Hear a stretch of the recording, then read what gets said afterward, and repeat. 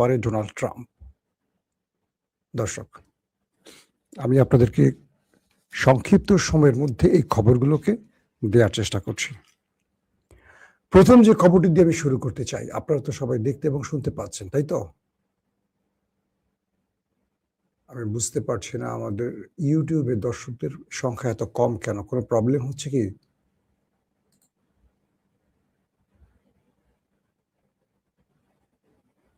আপনারা কি শুনতে এবং দেখতে পাচ্ছেন ক্লিয়ার? আমাকে একটু কমেন্ট করবেন, কোনো প্রবলেম থাকলে আমাকে জানাবেন। দর্শক, অনেকেই প্রশ্ন করেছেন মুস্তফা খামেনি বেঁচে আছেন কিনা।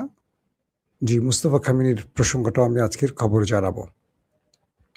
আমি তাহলে প্রথমে মুস্তফা খামেনির বিষয়টি দিয়ে লাইভটা শুরু করি। সমস্যা হলো যারা এখন ঢোকেনি লাইভে তারা পরবর্তী সেই প্রশ্নগুলি আবার আমাকে করবেন। তাই বলবো যারা লাইভটা দেখছেন যে অংশটুকু মিস করবেন, পুনরায় সেই অংশটুকু দেখে নেবেন। পশ্চিমা গণমাধ্যম বলছে যে আলী খামেনিকে যেদিন হত্যা করে স্ট্রাইক চালিয়ে আমেরিকা ইসরায়েল, সেদিন একই জায়গায় ছিল মুস্তফা খামেনি এবং মুস্তফা খামেনি সেই আক্রমণে ব্যাপক আহত হয়। তার মুখের বিভিন্ন অংশ, তার পা, হাত ব্যাপক ক্ষতিগ্রস্ত হয়েছে। তার মুখ এতটা ঝলসে গেছে যে তিনি কথা বলতে পারছেন না। আমি বলছি না, এগুলো পশ্চিমা গণমাধ্যমের দাবি। তার একটি পা উড়ে গেছে, তার একটি পা নেই, তিনি পঙ্গু। হাত, শরীরের বিভিন্ন অঞ্চল ব্যাপক ক্ষতিগ্রস্ত হয়েছে, তবে তিনি বেঁচে আছেন। পশ্চিমা গণমাধ্যম দাবি করছে যে মুস্তফা খামেনিকে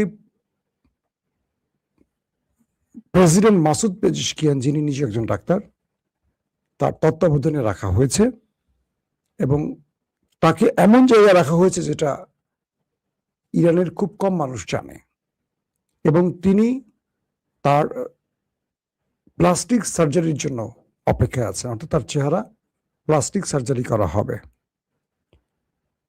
পশ্চিমা গণমাধ্যম আরো বলছে যে এই মুহূর্তে মুস্তফা খামেনি পুতুল মাত্র, অর্থাৎ তার নামে যা কিছু হচ্ছে এটি শুধু তার ছবি বা নামটি ব্যবহার করা হচ্ছে। মূলত পুরো ইরান চালাচ্ছে কজন জেনারেল। তো বিষয়টি হলো যে একজন আমাকে লিখছেন, একটা ভালো কথা, মজা লাগছে লেখাটা, লিখছে গুপ্ত সাংবাদিক। ধন্যবাদ আপনাকে ভাই, আমাকে গুপ্ত বলবেন। কারণ কি জানেন, গুপ্ত ছিল বলেই হাসিনা পালিয়েছে দেশ ছেড়ে। 15 বছর বালুর ট্রাক যারা সরাতে পারেনি তারা হাসিনার একটা পশমও ছিঁড়তে পারে নাই। এই দেশে তারা ক্ষমতায় বসে গেছে, এস্টাবলিশমেন্ট ভারত চেয়েছে বলে। ভালো লাগছে কথাটা শুনতে। আগামীতে দেখা হবে ইনশাআল্লাহ আপনাদের সত্য আর গুপ্তের সাথে। মাইন্ড করবেন না আমার কথায়। কতটুকু পারেন গত 15 বছরে দেখেছি। একজন তো দেশই আসে নাই, আরেকজনকে জেলে ঢুকিয়ে রেখেছে, কেউ রাস্তাও নামেন নাই। এখন হাসিনা পালিয়েছে, খুব লাফালাফি বেড়েছে। লজ্জা করেন আপনাদের ভাই? হাসি মুখে বললাম, কষ্ট পেয়েছেন? বোরকা পরে ওই যে প্রেস ক্লাব থেকে মির্জা ফখরুল বোরকা পরে পালিয়েছিল, মনে আছে? গুপ্ত কারা বলেন? আমি না আপনি? ধন্যবাদ। তো একজন এসে, প্রিয় মাসুম ভাই, জাহেলদের কথা আপনি বাদ দেন, আমার আর বলা লাগলো না, দর্শকই আপনার উত্তরটা দিয়ে দিল ভাই।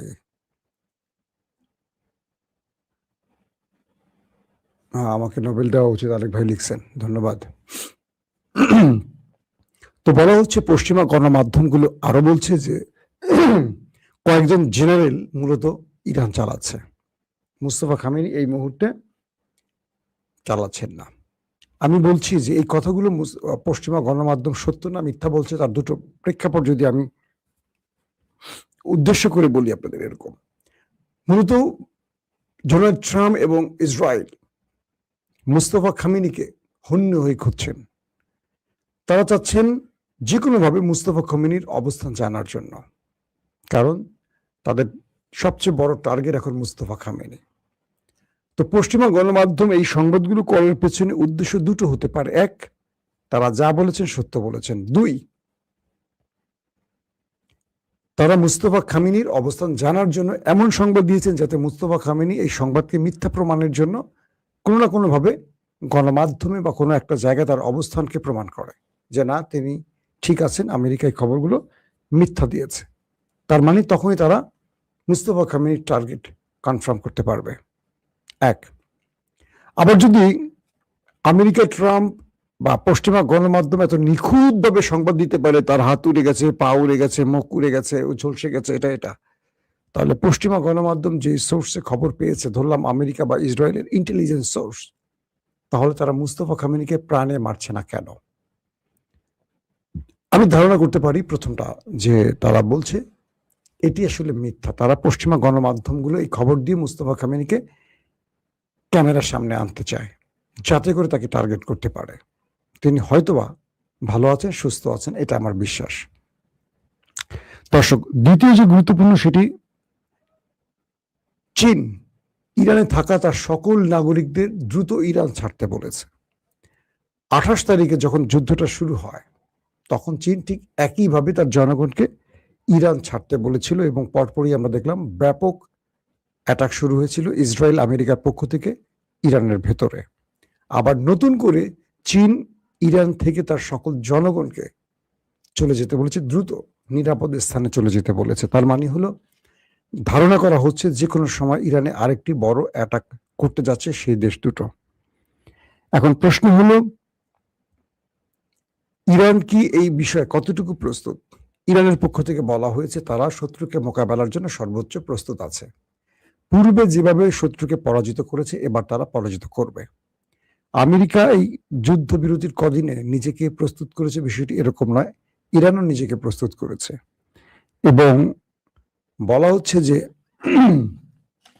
ইরানের ভেতরে এই মুহূর্তে তারা মুখিয়ে আছে ওই দেশ দুটোকে একটা বড় শিক্ষা দেওয়ার জন্য।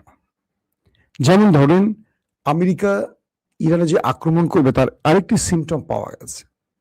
আমেরিকা এই মুহূর্তে ইরানকে অ্যাটাকের জন্য তার অনেকগুলো রণতরীকে এই অঞ্চলে নিয়ে এসছে, এবং এই রণতরীর ভেতরে আকাশ প্রতিরক্ষা সিস্টেম বসানো হয়েছে। বলা হচ্ছে আমেরিকার 3টি রণতরী এই যুদ্ধের জন্য প্রস্তুতি নিয়ে এসছে। এর মধ্যে একটি অ্যারাবিয়ান সিতে অবস্থান করছে, এবং অ্যারাবিয়ান সি থেকে এই যুদ্ধ পরিচালনা করবে সেই রণতরীটি। দ্বিতীয় রণতরীটি আছে রেড সিতে, এবং সেখান থেকে ইরানের বিরুদ্ধে লড়বে, বা সেই রণতরী থেকে কন্ট্রোল করা হবে যুদ্ধ বিমান, ড্রোন সহ যেই বিশাল বাহিনীটা আছে, সেখান থেকে তারা ইরানের সাথে যুদ্ধ করবে। 3 নম্বর গ্রুপটি আছে ইসরায়েল নিকটবর্তী একটি অঞ্চলে, অর্থাৎ এখান থেকে একদিকে ইসরায়েলকে নিরাপত্তা দেওয়ার চেষ্টা করবে। এখানে কিন্তু আকাশ প্রতিরক্ষাটা বসানো হয়েছে। ইসরায়েল অঞ্চলে যে রণতরীটি আছে, মার্কিন রণতরী, এটার মধ্যে কিন্তু আকাশ প্রতিরক্ষা সিস্টেম বসানো হয়েছে, এবং এখান থেকে একদিকে ইসরায়েলকে রক্ষা করার চেষ্টা করবে, অন্যদিকে ইরানের বিরুদ্ধে লড়াই করবে। তো সবকিছু মিলে এইটুকু বোঝা যাচ্ছে আমেরিকা ইরানের বিরুদ্ধে একটা বড় যুদ্ধের প্রস্তুতি নিচ্ছে। দর্শক, আমার ভিডিও কি আটকে গেছে? আমি দেখতে পাচ্ছি আটকে গেছি আমি। এখন কি হবে বলেন? এই জাতি তো আটকে গেছে।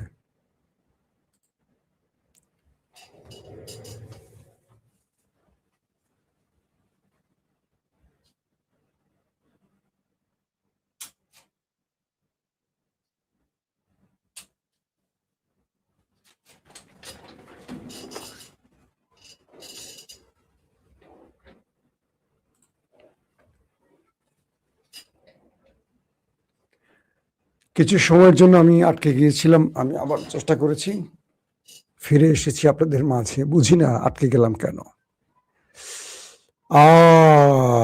ধন্যবাদ। আমি কমেন্ট দেখতেছি আর হাসতেছি। তো শেষের দিকে গুপ্ত ভাইদের জন্য এক লাইন কথা বলবো, আপনারা ওয়েট করেন। হ্যাঁ সবাই। তো এখন বিষয়টি হলো যে ইরানকে অ্যাটাকের জন্য আমেরিকার অ্যাটাকিং হেলিকপ্টার, বিভিন্ন যুদ্ধ বিমান ইতিমধ্যে আরবে প্রবেশ করছে। বলা হচ্ছে সৌদি আরবে বেশ কিছু মার্কিন যুদ্ধ বিমানের আনাগোনা দেখা গেছে, এবং রিফুয়েলিং ট্যাঙ্কার বিমানেরও দেখা মিলেছে। বলা হচ্ছে যে এই যুদ্ধে আবারও আরবদের ব্যবহার করবে আমেরিকা, সেইভাবেই উড়ে আসছে একটার পর একটা যুদ্ধ বিমান আরবের বিভিন্ন দেশে, এবং সরাসরি বলা হয়েছে যে ইরান যদি এবার আক্রান্ত হয়, ইরান নিজেই বলে দিয়েছে যে তারা আরবকে এবার শক্ত জবাব দেবে, কারণ আরবরা যদি আমেরিকাকে ইরানে আক্রমণে তার ভূমি বা আকাশ ব্যবহারের সুযোগ দেয়, এটার জন্য কঠিন শিক্ষা পাবে এবার আরবরা। পূর্বে যা হয়েছে ইরান, তার চেয়ে ম্যাসিভ আকারে এবার আরবদের শিক্ষা দেবে, এবং সেই বিষয়টিও ইরানের পক্ষ থেকে ঘোষণা দেওয়া হয়েছে।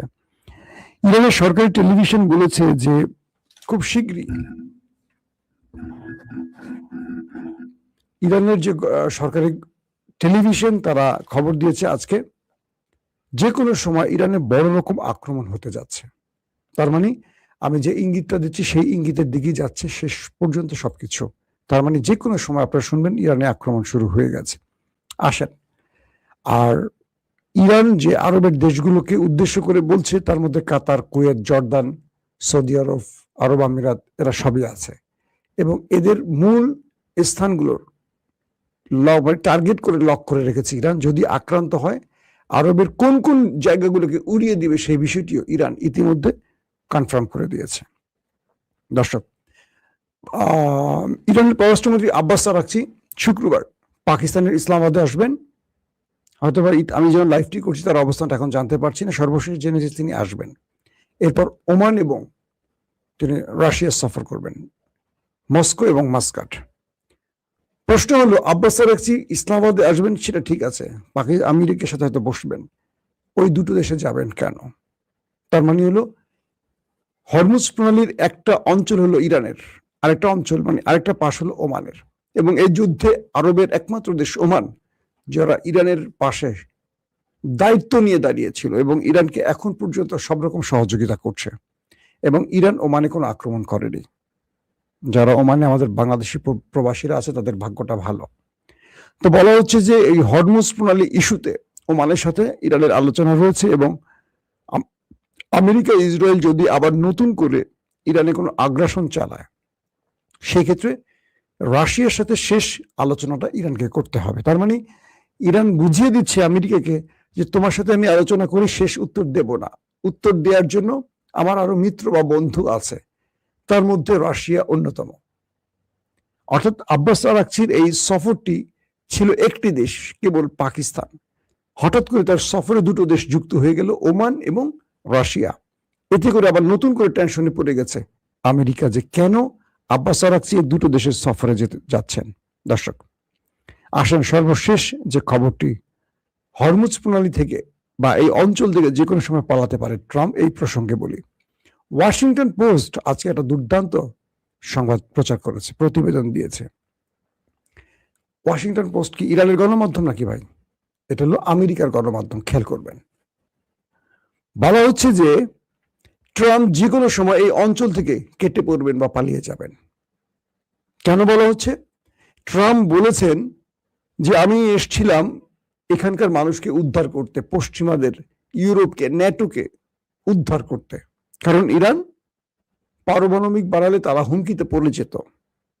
কিন্তু আমি দুঃখ পেলাম, আমি যখন ইরানকে অ্যাটাক করলাম, ন্যাটো আসলো না, ইউরোপ আসলো না, গালফ কান্ট্রি আমার পাশে দাঁড়ালো না, আমি একা ইরানের মার খেয়ে আমার লঙ্গিটুকি খুলে গেল।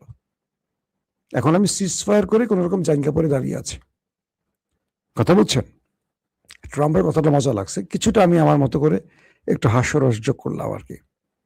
বলছে আমি যে কোনো সময় এই অঞ্চল ছেড়ে চলে যাব, এরপরে তোমরা তোমাদের মতো করে ইরানের সাথে বোঝাপড়া করে নাও।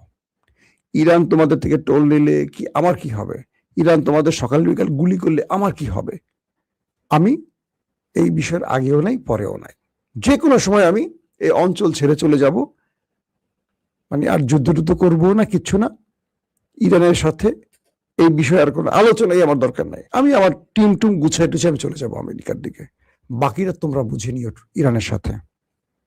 ইউরোপ বলছে মিস্টার ট্রাম্প, কে তোমাকে বলছিল যুদ্ধ করতে, আর কে তোমাকে আমাদেরকে সতর্ক করতে বলছে যে ইরান তুমি চলে গেলে ইরান আমাদের গলা টিপে ধরবে? তুমি যুদ্ধ ছড়িয়ে এই অঞ্চলে উত্তপ্ত করছো, পৃথিবীর পুরো বাজার অস্থির করে ফেলছো, গ্যাস, তেল, সবকিছু, শেয়ার বাজার, স্বর্ণের দাম সব ধপাস ধপাস করে পড়ে যাচ্ছে, পুরো ইউরোপ তেল গ্যাস সংকটে আছে।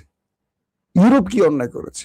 যুদ্ধটা তুমি শুরু করছো, আবার তুমি বলতেছো যে তুমি চলে যাবা, গেলেই হবে সেই হবে। না, তুমি চলে যাও, ইরানের সাথে আমরা বোঝাপড়া করে নেব।